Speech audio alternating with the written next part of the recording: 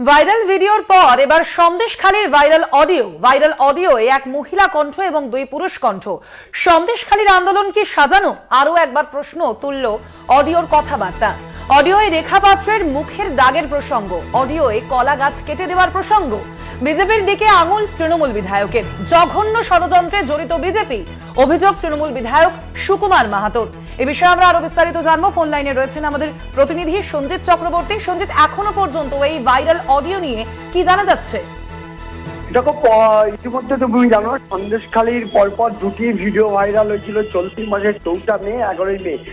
এই যে বিজেপি নেতা গঙ্গাধর কয়ালের যে অডিও ভাইরাল, সেই ভাইরাল যেমন সত্যতা যাচাই করেনি কলকাতা টিভি, ইতিমধ্যে সেই নিয়ে রাজ্য রাজনীতি তোলবার। তারপরে গ্রামবাসীর পক্ষ থেকে একটি ভিডিও ভাইরাল হলো। এবার ভিডিও ভাইরালের পরে নতুন করে যেটা ভিডিও ভাইরাল হচ্ছে গতকালকে অর্থাৎ 22 তারিখে রাত্রিবেলায়, যে ওখানকার যে ভিডিও ভাইরালের পাশাপাশি যে অডিও ভাইরাল নতুন করে ভাইরাল হয়েছে, এই অডিও ভাইরাল আন্দোলনকারীদের মধ্যে উভয় পক্ষের কথাবার্তা বলা হয়েছে। সেখানে বিস্ফোরক তথ্য উঠে এসেছে, একাধিক বিস্ফোরক তথ্য যে অভিযোগগুলো উঠে আসছে। একদিকে ওই আন্দোলনকারীরা যারা বলছেন যে কলা গাছ থাকলে কলা গাছ ছেড়ে দাও, এমনকি খুনের হুমকি, এমনকি বর্তমানে যে বসিরহাটের বিজেপি প্রার্থী তার মুখে দাগ কি করে হলো, দাগটা না তৈরি করা হয়েছিল, এই নিয়ে কিন্তু প্রত্যক্ষভাবে একদম সুকুমার মাহাতো অর্থাৎ সন্দেশখালীর বিধায়ক সুকুমার মাহাতো বলেছে যে সন্দেশখালী আন্দোলনকে কলুষিত করতে পূর্ব পরিকল্পনা করে এরা জঘন্য রাজনীতি করা হয়েছে। এবং যারা এই ঘটনার সঙ্গে যে প্রভাবশালী নাম উঠে আসছে, যারা এই ঘটনা ঘটিয়েছে তাদের অবিলম্বে তারা প্রশাসনের দ্বারস্থ হয়ে তারা আইনে তারা চাইছেন যে কারা এই ঘটনা ঘটালো। পুরো নাটক নেই। ইতিমধ্যে কিন্তু যে কথোপকথনে অডিও যে বিশেষ করে ওখানকার যে এক আন্দোলনকারী, সেই আন্দোলনকারী কিন্তু অভিযোগ অস্বীকার করেছেন। তিনি বলেছেন এই অডিও ভাইরাল তার না, এই কথোপকথন তার না, এখানে বিকৃত করা হয়েছে, এটা চক্রান্ত করে করানো হয়েছে। অর্থাৎ এই অডিও বা সত্যতা তিনি বলেননি।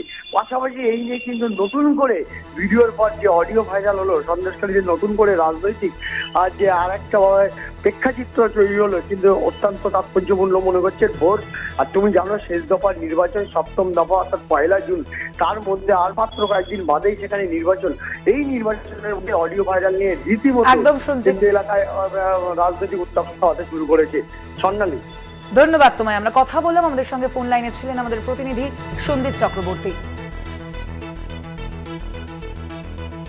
এবং এই ভাইরাল হওয়া অডিও ঠিক কি বলা হয়েছে, কি ঠিক রয়েছে শোনাবো আপনাদের।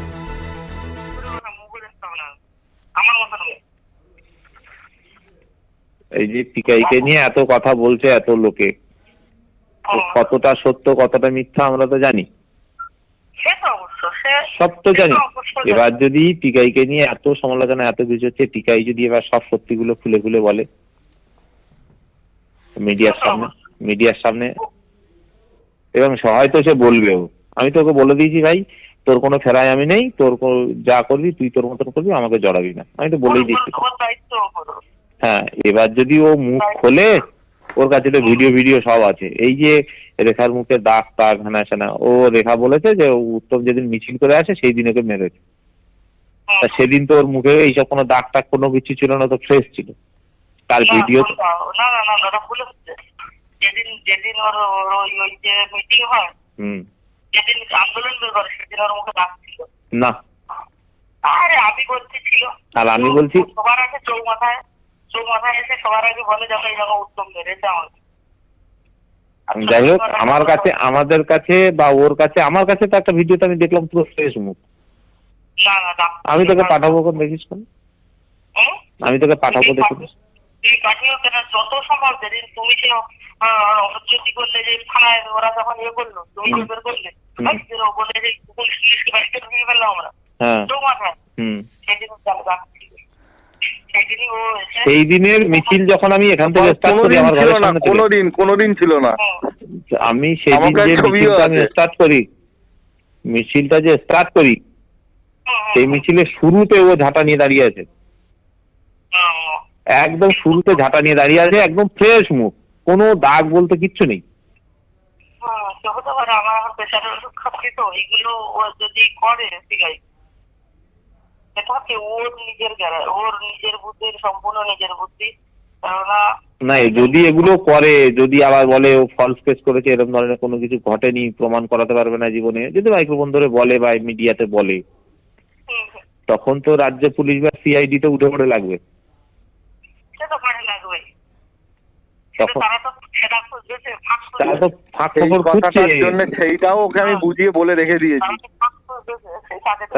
এইবার যদি পিকাই বলে সিআইডি কে যে স্যার এই ব্যাপার পুরো সম্পূর্ণ ফল, আর বিনার আন্দোলন হয়েছিল জমি নিয়ে, কেসটার ব্যাপারটা বল। আন্দোলন হয়েছিল জমি নিয়ে, জমি জবরদখল, লিজ টাকা না দেয়া আর লোকজনকে পেটাপেটি, এই নিয়ে আন্দোলনটা হয়েছিল। আমরা এটার সাক্ষী ছিলাম। আমরা অ্যারেস্ট হয়ে যাওয়ার পরে মেয়েরা ওই বিজেপির লোকেদের কথা শুনে এইগুলো করেছে। কি কেস দাঁড়াবে বুঝতে পারছিস? এবার শুভঙ্করের সব কল রেকর্ড তো আছে, কল লিস্ট বের করলে কল রেকর্ড বেরোবে। হ্যাঁ আমার বাড়ি আছে, হ্যাঁ আমার বাড়ি আছে, আমার এখান থেকে সব মিটমাট হওয়ার পরে আমাকে যখন ওই পুরো মারা মিথ্যা কথা বলছে, পুরো মিথ্যা কথা বলছে। ওর বাড়িতে শুভঙ্কর গিয়ে কথা বলেছে। হ্যাঁ আমার হচ্ছে 9টার থেকে ছিল। এবার 9টার থেকে কে ছিল?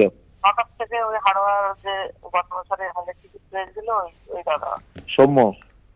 হ্যাঁ ওটা। হ্যাঁ তো ওটাকে আমি সব ওই তো সৌম্য, বিপ্লব আর শুভঙ্কর এক টিম তো।